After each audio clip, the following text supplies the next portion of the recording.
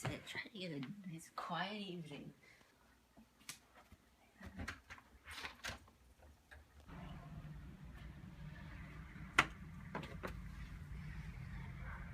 This is strange. Oh my gosh! What the heck? What?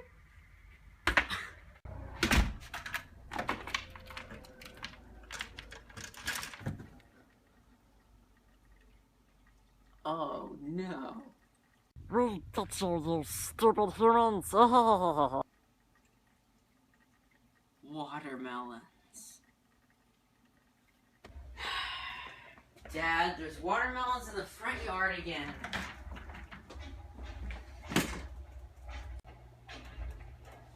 This is really bad timing, Nathan. I'm about to level up.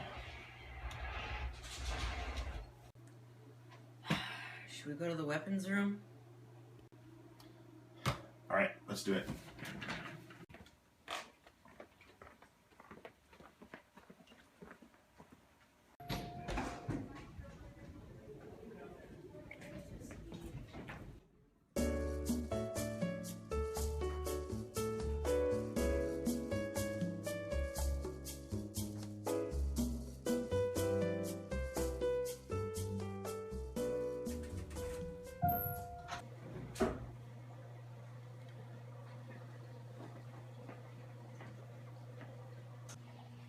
Wow, this is gonna be fun.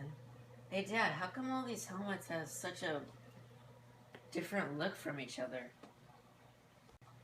This helmet here, Nathan, is an old barrel helm, and you can see how they had to rivet the pieces together because they haven't gotten quite to the point in their technology and know-how to actually start forge welding things together. So this is a pretty common helmet during the Crusades that the Crusaders would have worn. You can see here this next helmet, they actually made it kind of round on top because that way it would deflect sword blows a little bit easier during battle, but they still had to do all the riveting. This style helmet here is it's called a sallet, and it's towards the later period of the Middle Ages. You can see how it was rounded off more. It had a nice forge welded top on there, and everything was made for glancing blows for the sword, and it's a pretty good protection of a helmet. This was towards the later part of the Middle Ages, just before guns sort of did away with armor. So you can see the different progression of the helmets, and then This one is from my personal collection of Star Wars, The Clone Wars. This one is my own making. Nathan, get that one out of here. Is this how people used to dress back then? This isn't stylish at all. Unlike me. Look at this. What kind of Yeah, hat actually, is Nathan, this? that hat there is called a chaperone. It was pretty high fashion during the Middle Ages. And this nicely made jacket there, and it had a little, yeah, the height of medieval fashion right there. Put it back on the mannequin, please. You can see they had a pouch on the side because they didn't have any pockets, so they'd keep all their valuables in this little pouch here. And a belt to keep everything together. Pants, and even some realistic medieval shoes on the bottom. So what are these strings for? To make it tighter or what? Well, in the Middle Ages, they didn't have belts to keep their pants up.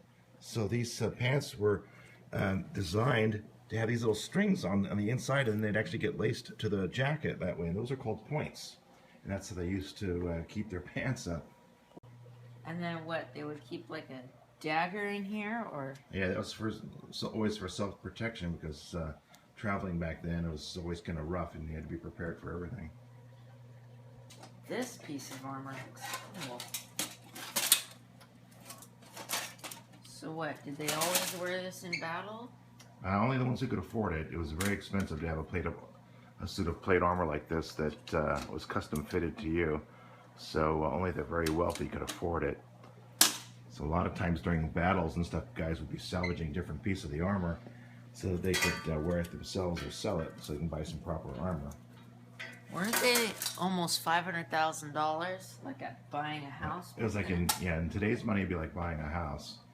It was very, very expensive. So what, the chainmail was like this then? Yeah, there's some chainmail, and they would wear that generally in this time period where they were wearing plate armor. they would have a padded jacket called a gambeson they would wear underneath. They would have chainmail sewn to different parts of it to help protect against any gaps, so that if they lifted up their arm, then there would be chainmail underneath like that.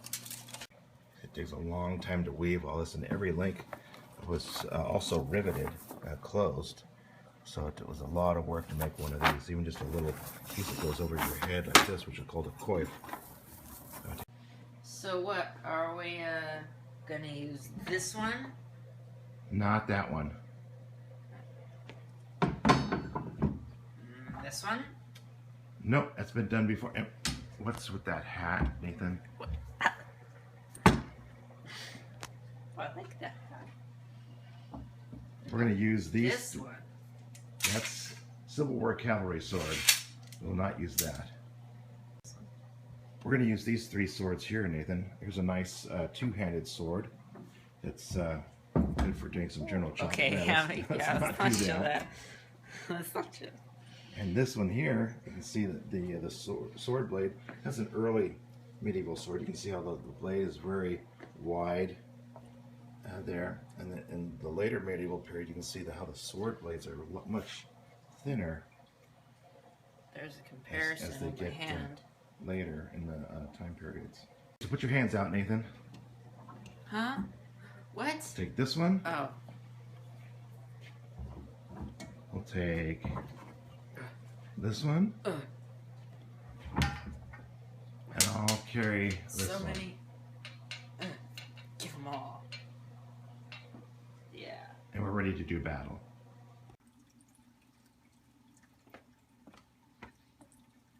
Oh, it's on. Safety first, Nathan.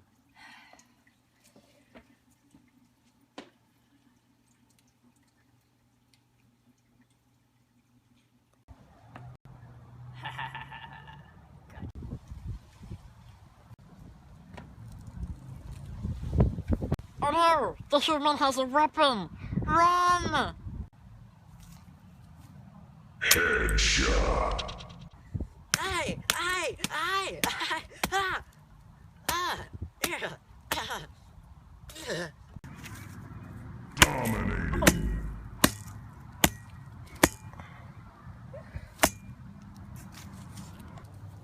Headhunter.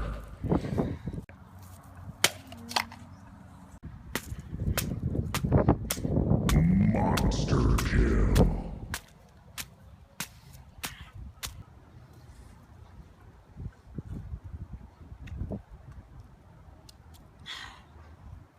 You are next. Killing spree.